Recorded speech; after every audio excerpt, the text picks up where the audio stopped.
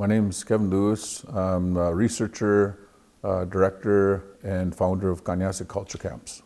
I got involved with Rhythm of Land because I feel that the stories that were told and the ceremonies that we're involved in, they have a lot of song in them. And then all those songs, it's kind of like a triangulation. So you have the ceremony, the story, and the song. And then that's how we move forward and navigate ourselves on this earth walk.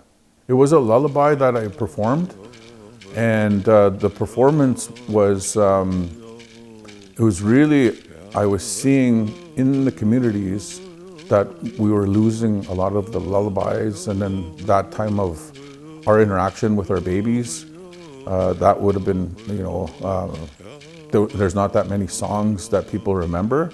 And then it was just also a reminder of people that it is a connection.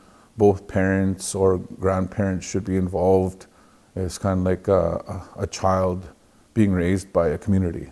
Music, keeping Indigenous language alive in the communities, we're starting to find it that those are safe places, to have these songs. And then those safe places in terms of like historical impacts, it was in the comfort of our homes, it was a comfort of our communities and our circles. So in a way, that's how they survived, was actually being sung. And then I think the reason why I chose that song was because it was, it's such an intimate moment where it's just you and the child, right? And then you're either putting the baby to sleep or waking the baby up. The role that music plays in Cree culture is we actually sing all year round. So let's say if it's springtime, we sing really upbeat songs, really high energy, but it's really actually celebrating that we made it through a winter. And in the summertime, we're giving like Thanksgiving songs through these different ceremonies.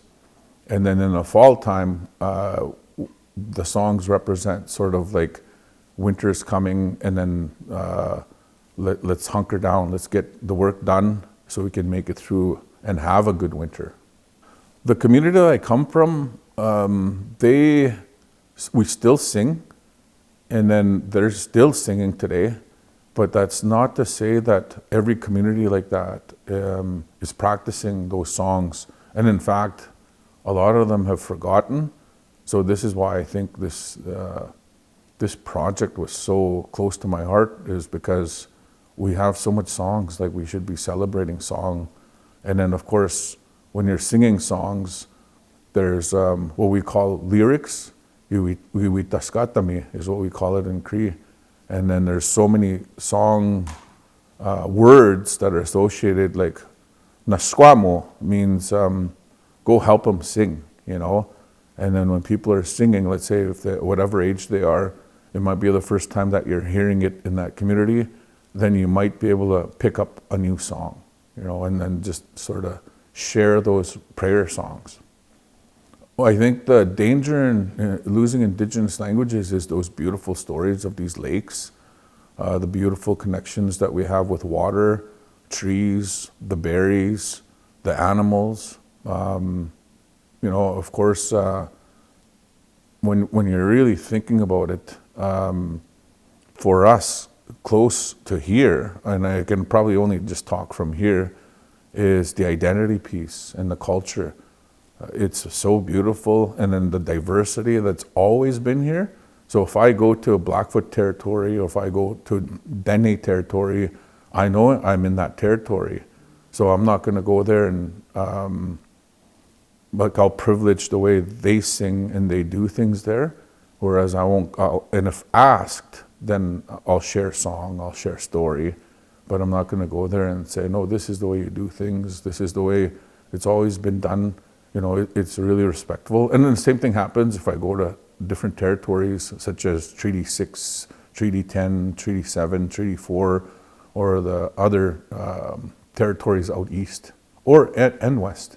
There are 5 different dialects that are spoken from Ontario, or we'll say maybe Ontario Manitoba, Saskatchewan, and Alberta.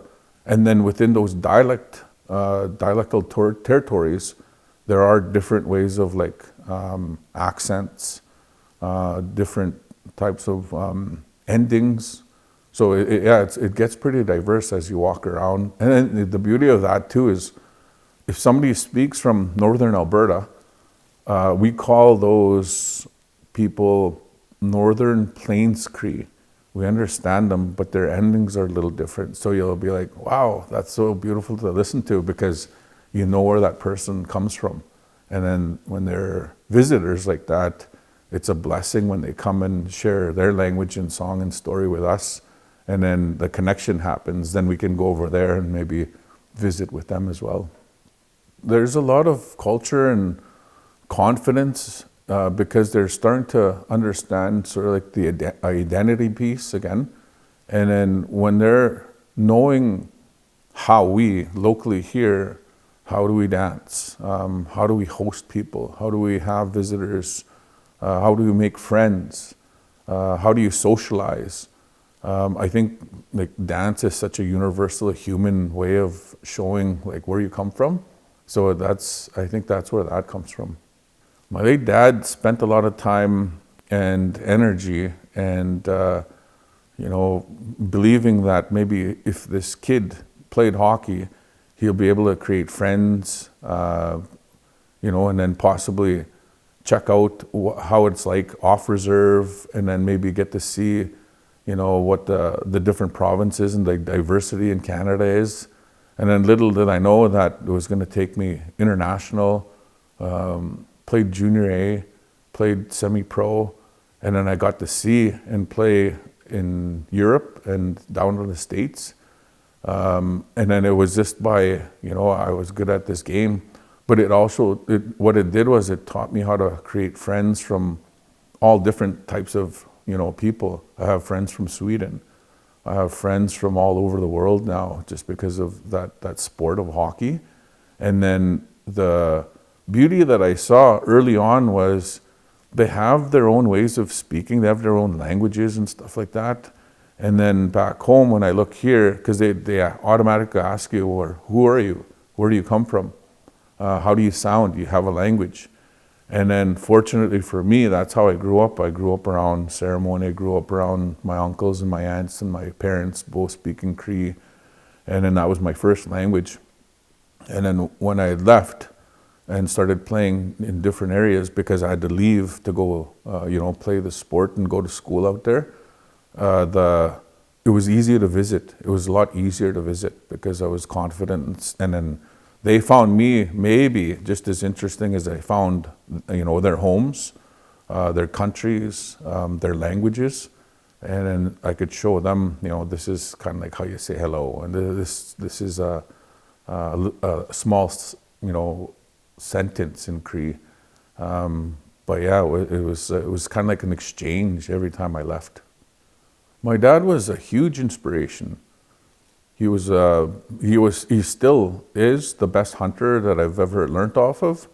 But then when I hunted with him or gathered or when I was out on the lake, he had other experts from our community that were with him. So it's like-minded people, you sort of like, just by association, I became, a good hunter. I know how to fish.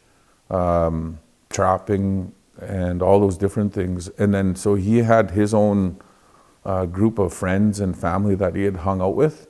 And then on the ceremonial side, the same thing.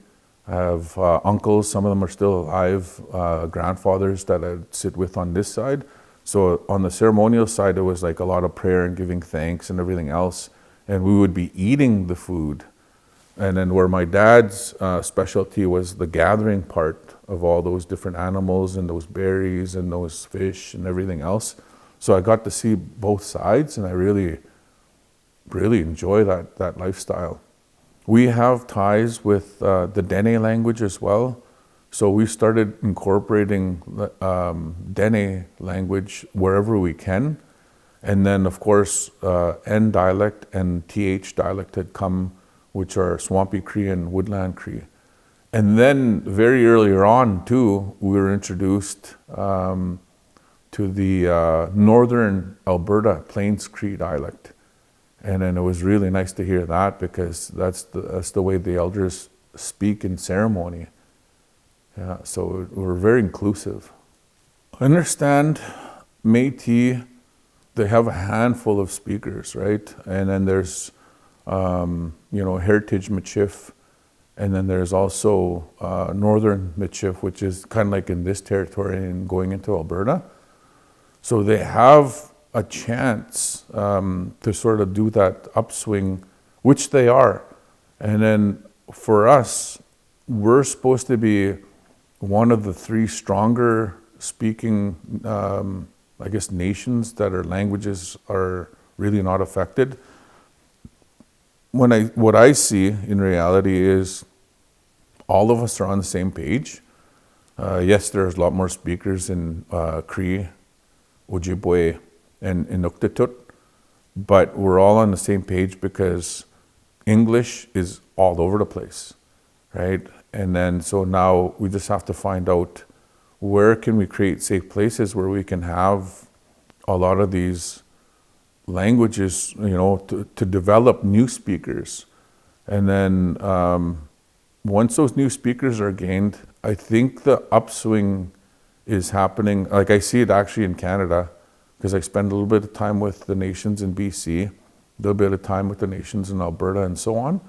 And I think there's a lot more second language speakers with the help of technology, with the help of, and I don't want to give this like COVID helped us really actually hunker down and really think about it. And then in those bubbles, and when we're in isolation, I think we really, really thought about it, and then people started missing each other. Because we're such social beings, and where we were, people started using technology.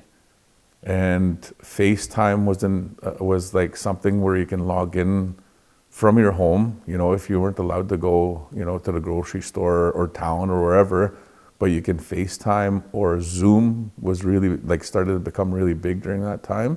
So then nowadays, the connection, the Wi-Fi technology, it's really actually, there's a lot of online courses that I'm starting to see, a lot of online resources that are being developed, and there's a lot more dialogue in that area, in that space.